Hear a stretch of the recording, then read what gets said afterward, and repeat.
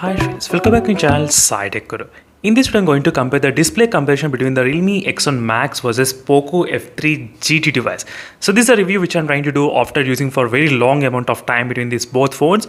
And during this time, I'll try to talk about all the things about both devices. What are the advantages and what are the disadvantages which I did face during the time of usage. The main reason why I'm doing this kind of video is because I'm getting a couple of comments that can you please mention what are the disadvantages about these both phones, because they want to decide which phone to buy for the display. That's what I'm going to exactly mention in this video. Which phone is the best option to buy in terms of the display only. I'm not talking about the processor or anything, only regarding the display. So when we talk about the display, you should even consider the high refresh rate, touch sampling rate, and what are the problems as well. So high refresh rate, both phones are 120 Hz, no problem. Touch sampling rate 360 Hz and 480 Hz, but by default we do get only 240 Hz in this Realme X1 Max. And in the Poco F3 GT, by default we get 480 Hz touch sampling rate without any kind of issues. I did do plenty of other videos as well explaining what is happening. You can clearly see the touch sampling rate. That's the one thing which is bothering me at this moment in the touch sampling rate. Right now you can see in the Poco F3 GT it's showing about close to 580 and sometimes 590 as well in terms of the number. So whatever the number we get, you need to do the minus. So that's what the touch sampling rate. We are actually getting exactly close to that 480 Hz. But in the Realme X1 Max, we are getting only 240 Hz. What are the number you are getting? Try to do minus with the refresh rate. That is a value. So in terms of the touch sampling rate, the Poco F3 GT has got really very good advantage in the touch sampling. I do know it's not a very big deal. For normal users, no problem. Maybe for the gamers, for long time usage, for 3 years long run, maybe you may require this kind of high touch sampling. That's what my guess would be there. That's it. So apart from that, there is not a major issue. And next is regarding the green tint problems. So which phone has got green tint issue? So both phones doesn't have the green tint issue in my unit, no issues. But there's a screen bleeding issue is going on in the Poco F3 GT. For example, whenever you play a game, or if you try to use a visual enhancement option which is present in this Poco F3 GT, if you try to use this visual enhancement, as you can see. So if you try to enable this visual enhancement in the game, and if you come out of the game, what happens is that this complete UI will remain exactly at higher enhancement. That's what causes this kind of screen bleeding issues. You need to do the reboot of the phone. Once you've done the restart of the phone, the problem will get fixed in this device. That's what the small problem is there. Still, it did not get fixed in the Poco F3 GT. So these are the few issues which I thought of mentioning to you all. And next, regarding the display quality, which display is really good to watch? That is what my main point. Good to watch. I did mention that.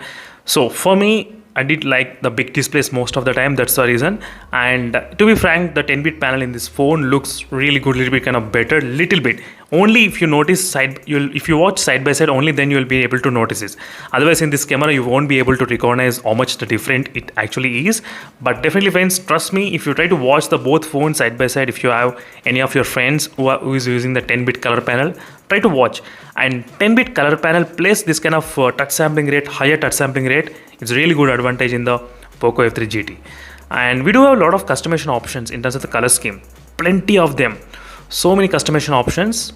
These are really useful, not the kind of gimmick ones. It's really useful and benefit, because depending upon the user preferences, you can use different colors, because some users they like enhanced, some people they like this kind of colors.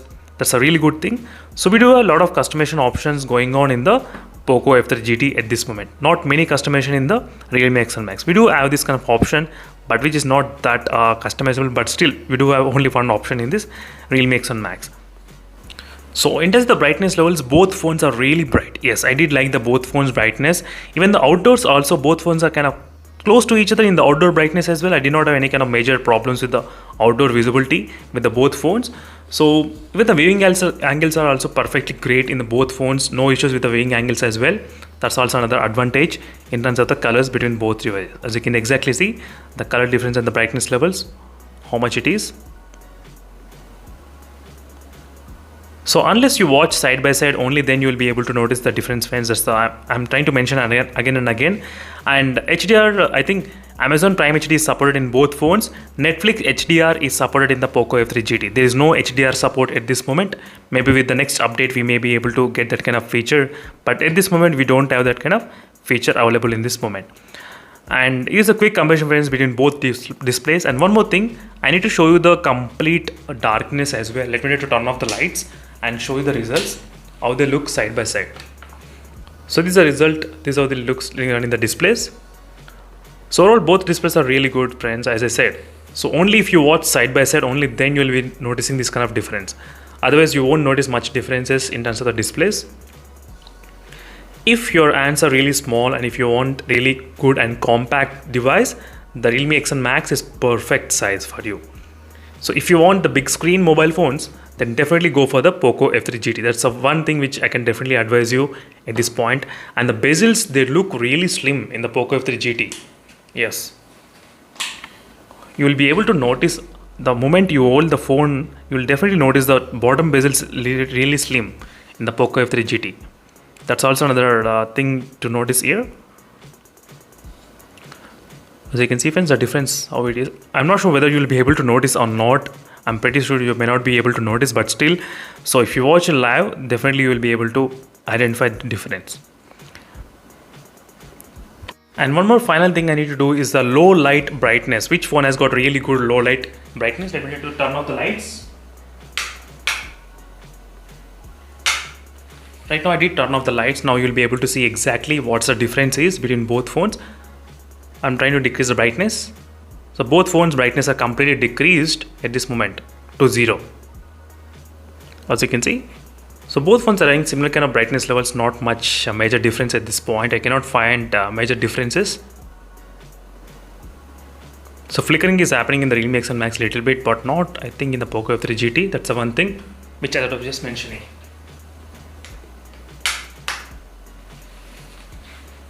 So now I'm trying to increase the brightness. So it doesn't matter friends what phone you pick. So both phones will be really good in terms of the displays and colors as well. But my preference, if you give the option to me, which display I'll definitely choose the Poco F3 GT. There are a couple of reasons why. Even the Poco F3 GT, no issues of running the high refresh rate games. The phone doesn't have any issues. Whereas in the Realme UI need to fix this kind of issue. Some of the high refresh rate games you cannot play it 120 Hz. You need to use a brightness trick and other tricks so to play it high refresh rate. But Poco F3 GT doesn't have any kind of those kind of issues. And there's no problem with the touch sampling rate. Default you are getting exactly 480 Hz touch sampling rate in the Poco F3 GT.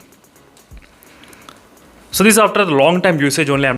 That's it friends, thank you for watching this video and see in the next video and let's set up more updates. In case if you have any other queries, don't forget to comment below and don't forget to check the playlist for more information as well.